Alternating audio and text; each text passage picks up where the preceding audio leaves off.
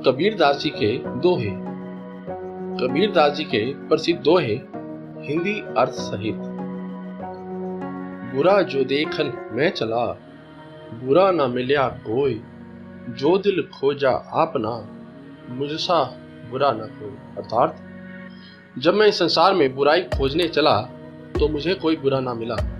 जब मैंने अपने मन में झांक कर देखा तो पाया कि मुझसे बुरा कोई नहीं है। पोथी पढ़ी पढ़ी जग मुआ, पंडित भया न होए, ढाई आखर प्रेम का, पढ़े सो पंडित होए। अर्थात बड़ी बड़ी पुस्तकें पढ़कर संसार में कितने ही लोग मृत्यु के द्वार पहुंच गए, पर सभी विद्वान ना हो सके। कबीर मानते हैं कि यदि कोई प्रेम या प्यार के केवल 2.5 अक्षर ही अच्छी तरह पढ़ ले, अर्थात प्यार का वास्तविक रूप पहचान ले, तो वही सच्चा ज्ञानी होगा। साधु ऐसा चाहिए जैसा सूप सुहाए, सार सार को गाही कहे, थोथा दे उड़ाए। अर्थात इस संसार में ऐसे सज्जन की जरूरत है जैसे अनाज साफ करने वाला सूप होता है, जो सार्थक को बचा लेंगे और निर्थक को उड़ा देंगे। तिनका कभू न निंदनीय, जो पावन तर होए, कभू उड़ी आखिन पड़े, तो पीर घनेरी होए। अर्थात कबीर जी कहते हैं कि एक छोटे से तिनके की भी कभी निंदा ना करो, जो तुम्हारे पांव के नीचे दब जाता है। यदि कभी वह तिनका उड़कर आंख में आ गिरे तो कितनी गहरी पीड़ा होती है। धीरे धीरे रे मना, धीरे सब कुछ, माली सींचे सो घड़ा, ऋतु आए पल। अर्थात मन में धीरज रखने से सब कुछ होता है। अगर कोई माली किसी पेड़ को 100 घड़े पानी से सींचने लगे, तब भी फल तो ऋतु आने पर ही लगेगा। माला फेरत जुग भया, फिरा न मन का फेर, कर का मन का डार दे, मन का फेर। अर्थात कोई व्यक्ति लंबे समय तक हाथ में लेकर मोती की माला को घुमाता है, पर उसके मन का भाव नहीं बदलता, उसके मन की स्थिति हलचल शांत नहीं होती। कबीर की ऐसे व्यक्ति को सलाह है कि हाथ की इस माला को फेरना छोड़कर मन के मोतियों को बदलो या फेरो। जाति न पूछो साधु की, पूछ लीजिए ज्ञान, मोल करो तरवार का, पड़ा रहने दो म्यान। अर्थात सज्जन की जाति ना पूछकर उसकी ज्ञान को समझना चाहिए। तलवार का मूल्य होता है ना कि उसकी म्यान का, उसे ढकने वाले खोल का। दोष पर आए देख ही करी, चला हसंत हसंत, अपने याद न आवई, जिनका आदि न अंत। अर्थात यह मनुष्य का स्वभाव है कि जब वह दूसरों के दोष देखकर हंसता है, तब उसे अपने दोष याद नहीं आते, जिनका न आदि है न अंत। जिन खोजा तिन पाया, गहरे पानी पेट, मैं बपुरा बूढ़न डरा, रहा किनारे में। अर्थात जो प्रयत्न करते हैं वे कुछ न कुछ वैसे ही पा ही लेते हैं, जैसे कोई मेहनत करने वाला गोताखोर गहरे पानी में जाता है और कुछ लेकर आता है। लेकिन कुछ बेचारे लोग ऐसे भी होते हैं जो डूबने के भय से किनारे पर ही बैठे रह जाते हैं और कुछ नहीं कर पाते। बोली एक अनमोल है, जो कोई बोले जान, ये तराजू तोल के तब मुख बाहर। अर्थात यदि कोई सही तरीके से बोलना जानता है तो उसे पता है कि वाणी एक अमूल्य रत्न है, इसलिए वह हृदय के तराजू में तोलकर ही उसे मुंह से बाहर आने देता है। अति का भला न बोलना, अति की भली न चुप, अति का भला न बरसना, अति की भली न धूप। अर्थात ना तो अधिक बोलना अच्छा है ना ही जरूरत से ज्यादा चुप रहना ही ठीक है। जैसे बहुत अधिक वर्षा भी अच्छी नहीं और बहुत अधिक धूप भी अच्छी नहीं। निंदक नियरे राखिए आंगन कुटी छवाए, बिन पानी साबुन बिना निर्मल करे सुभाए। अर्थात जो हमारी निंदा करता है उसे अपने अधिकाधिक पास ही रखना चाहिए। वह तो बिना साबुन और पानी के हमारी कमियां बताकर हमें हमारे स्वभाव को साफ करता है। दुर्लभ मानुष जन्म है, देह न बारंबार, तरवर जो पत्ता झरे, बहुरी न लागे ढार।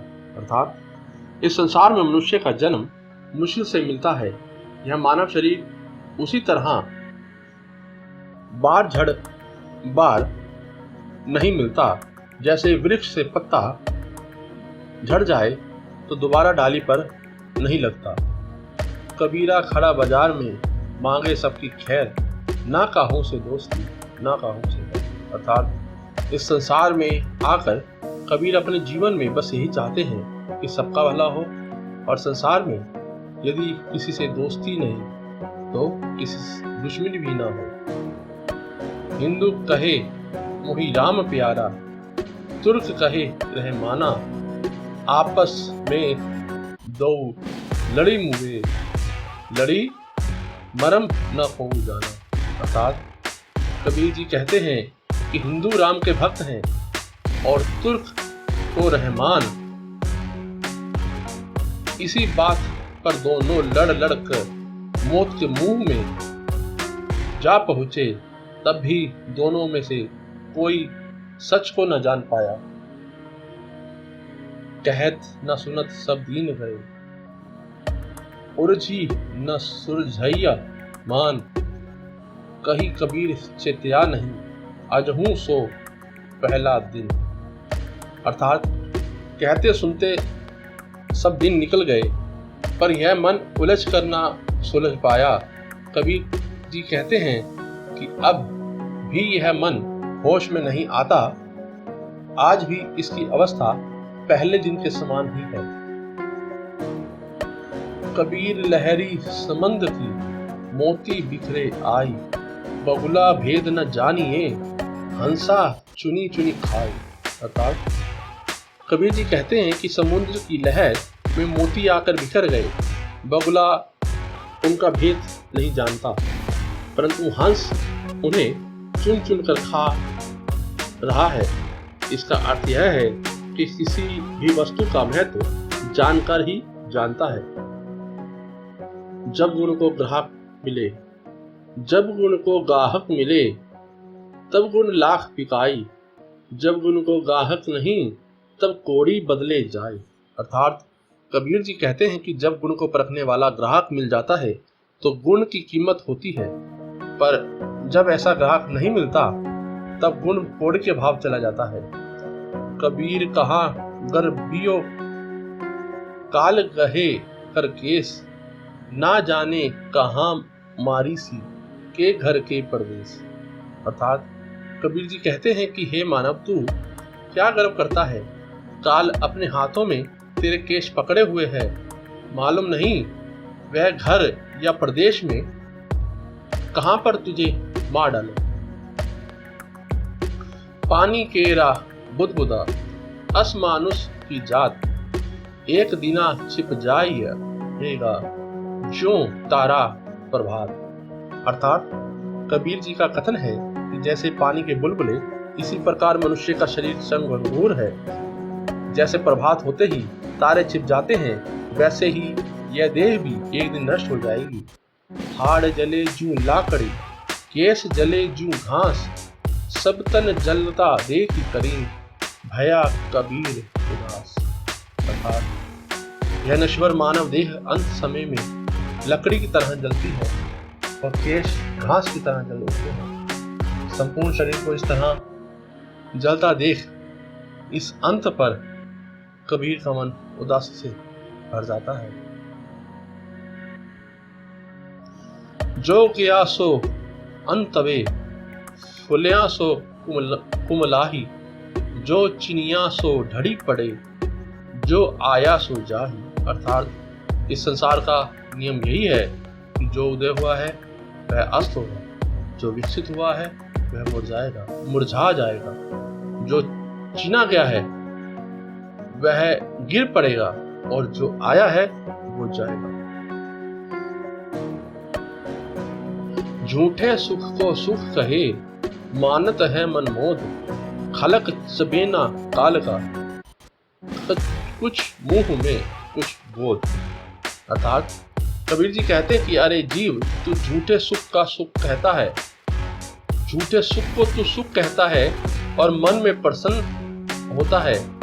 देख, यह सारा संसार मृत्यु के लिए उस भोजन के समान है जो कुछ तो उसके मुंह में है और कुछ गोद में खाने के लिए रखा है।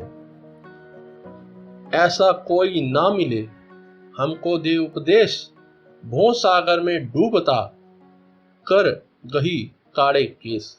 अर्थात कबीर संसारी जनों के लिए दुखित होते हुए कहते हैं कि इन्हें कोई ऐसा पथ प्रदर्शक न मिला जो उपदेश देता और संसार सागर में डूबते हुए इन प्राणियों को अपने हाथों से केश पकड़कर निकाल लेता। संत न छाड़े संत ही, जो कोटिक मिले असंत, चंदन भुवंग बैठिया, तौ शीतलता न तजंग। अर्थात सज्जन को चाहे करोड़ों दुष्ट पुरुष मिले, फिर भी वह अपने भले स्वभाव को नहीं छोड़ता। चंदन के पेड़ से सांप लिपटे रहते हैं पर वह अपनी शीतलता नहीं छोड़ता।